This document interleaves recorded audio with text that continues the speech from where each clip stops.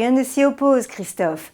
Lorsqu'un automobiliste français se rend coupable d'une infraction à l'étranger, il se doit de respecter la décision des autorités locales. Mais en aucun cas cette règle n'est valable à son retour en France, ni dans les autres pays étrangers. En l'occurrence, il vous est interdit de conduire en Allemagne durant 1 mois.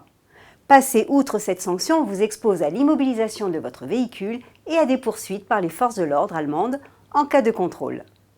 Mais encore faut-il que le courrier de l'administration allemande qui vous a été adressé ait bien été traduit en français et envoyé en recommandé. À défaut, la verbalisation n'a aucune valeur. Vous n'êtes pas censé l'avoir réceptionnée.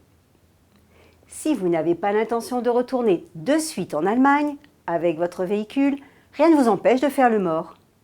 En revanche, si vous repassez la frontière prochainement, mieux vaut leur écrire et demander des explications. Cela vous donnera quelques semaines, voire quelques mois de répit, le temps de recevoir la traduction. En revanche, si vous aviez été interpellé suite à l'infraction, les agents allemands avaient le droit de retenir votre permis jusqu'à votre sortie du territoire. Au-delà, ils sont, normalement, obligés de vous le restituer ou vous le réexpédier.